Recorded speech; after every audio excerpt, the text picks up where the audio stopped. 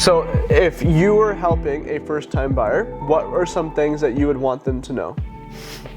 So I think that they need to know they can hire their own realtor, they can find their own realtor. I think that a lot of them just go on the internet and message random people or call people off the sign if they want to see a house or meet somebody at an open house.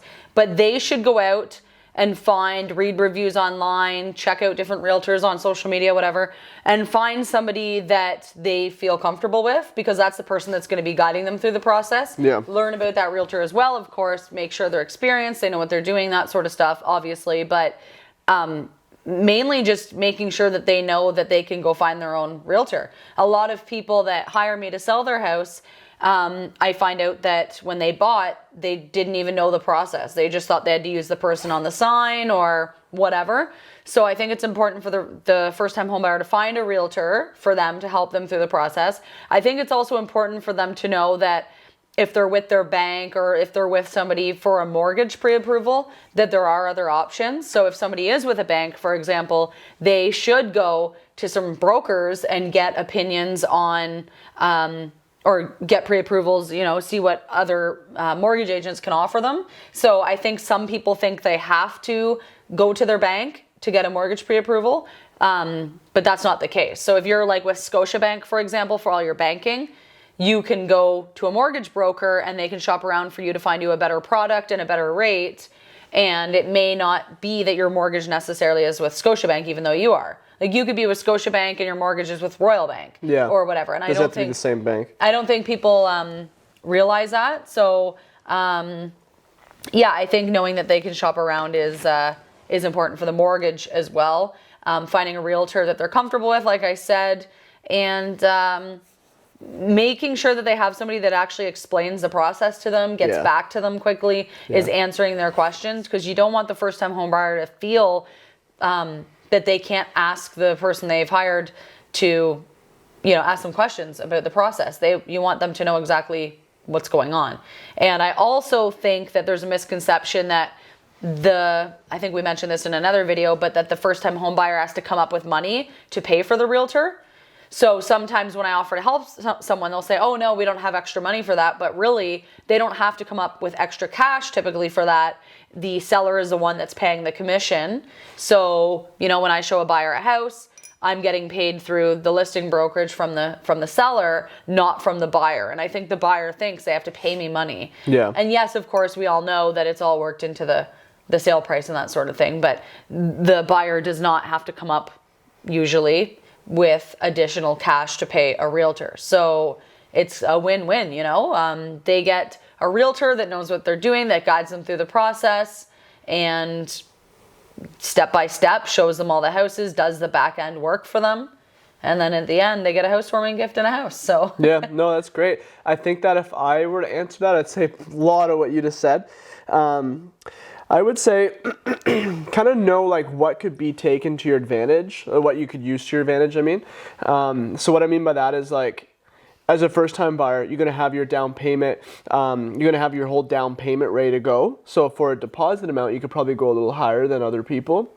Why I'm saying this is because when you offer on a house, you want to know how you can make your offer stronger, so that way you can, in negotiating, can do what you probably want to do, like lower price. Right? Mm-hmm. Or if you're in a bidding war, how to win against other offers. But the market's not really like that right now. So you can come in with a higher deposit. Because you're on a month-to-month lease, you can probably move out pretty much any time. So be aware of that and offer the closing date that the seller wants. So things that strengthen your offer, so that way you can maybe come in $5,000 lower on the price. Mm-hmm. Something like that, right? Like understand the offer. That's not for you, the first-time buyer, to know.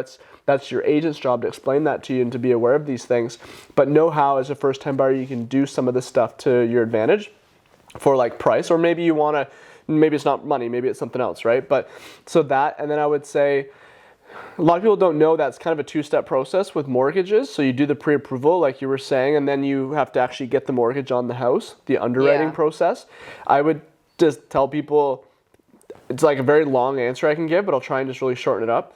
Basically, when you get pre-approved for a house, You want to make sure it's thorough. So income, debt, credit score, down payment, all the documents for that stuff, because they're going to ask for that in the second part, no matter what. You're not going to get around that. You want to make sure they're getting a full pre-approval and not a pre-qualification. Not just a pre-qualification, yeah. So pre-qualification was when you go to the bank, you tell them what you make, that sort of thing. And they just say, yeah, you're good to 700 or whatever. Yeah, they just tell you, based on what you've told me, you're good for this price.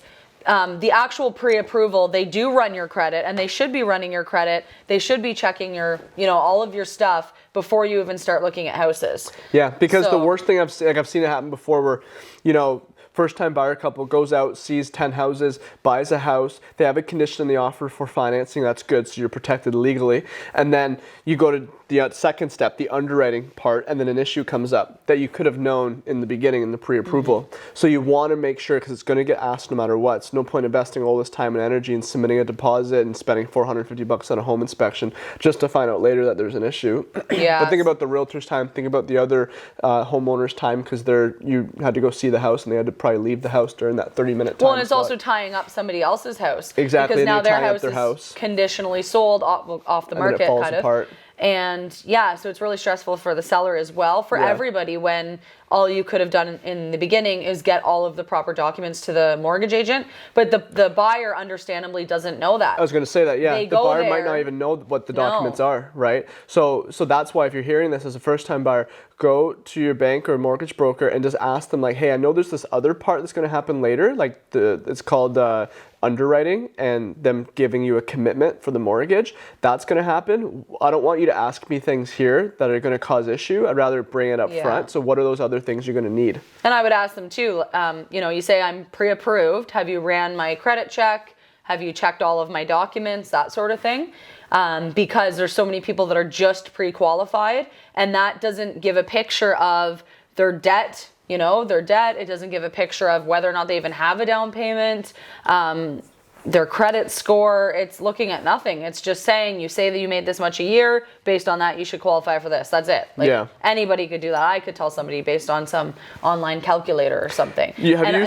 Sorry. No, I was going to say, another thing is, when the mortgage agents are running the applications for these people, it does cost them money. I think it's like $10 or something, as far as I'm aware.